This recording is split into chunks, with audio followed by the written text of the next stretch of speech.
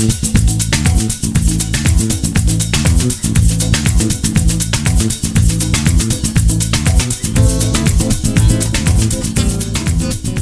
students, welcome. Today we are going to discuss a poem The Last Bargain by Rabindranath Tagore. आज का हमारा topic है The Last Bargain poem written by Rabindranath Tagore. The Last Bargain is a soulful poem written by famous Indian poet Rabindranath Tagore. In the poem, the speaker is telling about the worthlessness of worldly things, power and the beauty. Note that every human on this earth is trying to achieve these three things. For him, every material thing on earth is mortal and not everlasting. Different people come to him with different types of worldly things. However, the speaker rejects them one by one. Finally, he makes a bargain with nothingness, which symbolizes the free spirit. The poem is divided into 4 parts or stanzas with a different number of lines. We will discuss the poem line by line in order to go through the hidden meaning. इस poem में कवि चाहता है कि कोई उसको किराए पर ले ले। सबसे पहले किराए पर लेने के लिए एक राजा आया।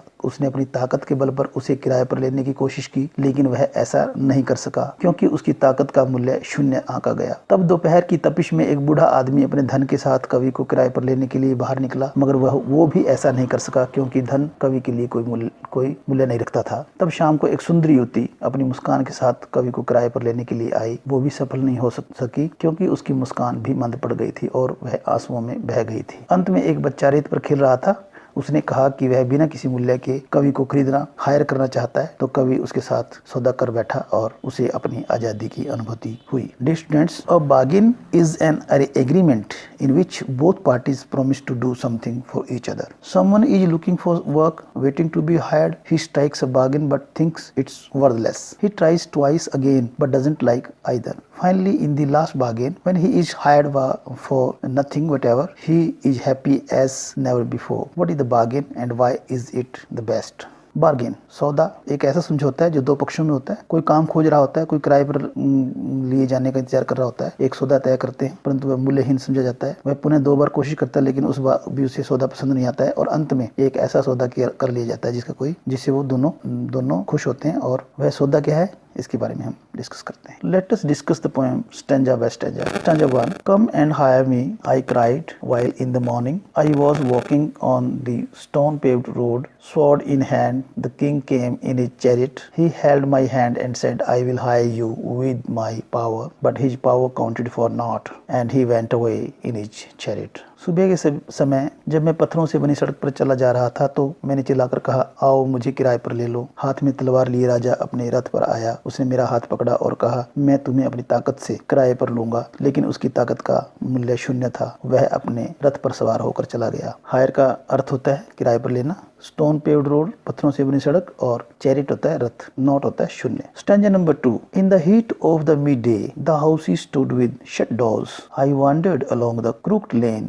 An old man came out with his bag of gold. He pondered and said, I will hire you with my money. He weighed his coins one by one, but I turned away. दोपहर की तपिश में जब सभी घरों के दरवाजे बंद थे, मैं टेढ़ी मेढ़ी गली में भटक रहा था, तो एक बूढ़ा आदमी अपना धन का थैला लेकर मुझे किराए पर लेने के लिए आया और उसने विचार किया और कहा, मैं तुम्हें धन के साथ मैं किराए पर लूंगा। उसने एक एक करके अपने सिक्कों का वजन किया लेकिन मैंने उसको वापस भेज दिया। इसमें डिफिकल्ट वर्ड्स देखिए। हीट तपिश होती है, वांडर्ड भटकना, क्रूक्ड टेढ़ी, लेन गली सड़क, पोंडर्ड विचार करना और वे वजन करना किस चीज का। Stanza number 3. It was evening.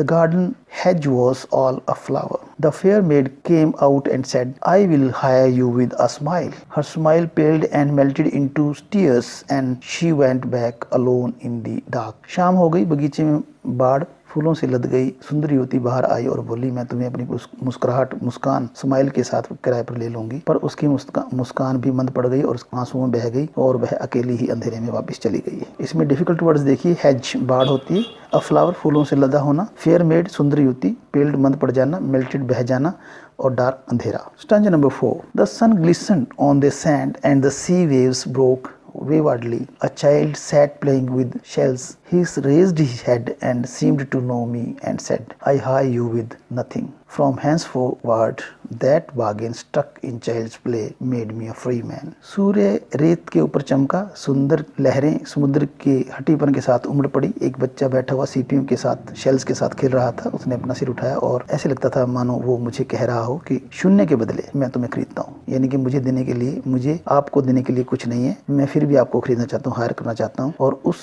बच्चे के साथ तय हुए सौदे ने मुझे चिंता मुक्त इंसान बना दिया, एक फ्री इंसान बना दिया। इस स्टैंजा में डिफिकल्ट वर्ड्स देखिए, ग्लिसन होता है, ग्लिसंट चमकना, वे वार्डली हठीपन, शेल्स सीपियां, हैंस फॉरवर्ड उसके बाद से, स्टक तय हो गया, फ्री मैन एक चिंता मुक्त इंसान। डियर स्टूडेंट्स, इस पोएम में कवि ने बहुत सारे फिगर्स ऑफ स्पीच यूज किए हैं।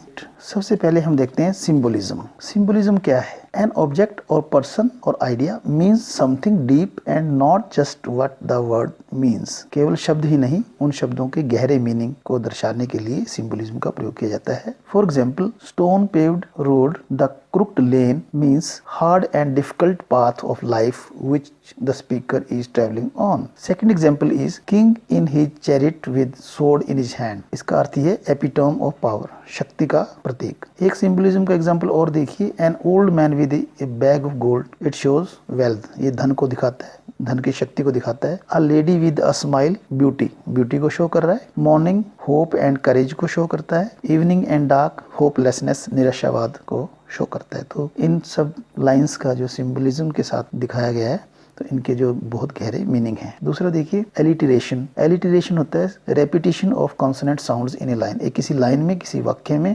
व्यंजन साउंड्स, व्यंजन ध्वनियों का रेपिटेशन होना, कॉन्सोनेंट साउंड्स का रेपिटेशन, बार बार प्रयोग करना। एलिटरेशन का एग्जांपल देखिए, I was walking, I was walking. The king came, क की आवाज आ रही है, एलिटरेशन है। Made me a free man, म 3 बार आया तो तीनों बार ये एलिटरेशन का एग्जांपल है। Held my hand, this is also an example of alliteration. Rabindranath Tagore ने इस पोएम में सिंबलिज्म और एलिटरेशन, दो पोएटिक डिवाइसेस का प्रयोग किया है और इस प्रयोग से इस पोएम को और अधिक जो है रिदमिक बनाया है। As we have discussed earlier, there are some difficult words in the poem. These difficult words are as hire, किराए पर लेना, stone paved road, पत्थरों से बनी सड़क, chariot, रथ, नाउट, शून्य, heat, तपिश, wandered, भटकना, crooked, टेढ़ी, lane, गली या सड़क, pondered, विचार करना, सोचना, weighed, वजन करना, वजन किया, hedge, बाढ़ होती है, a flower, फूलों से लदे होना, fair maid, सुंदर युवती, pale,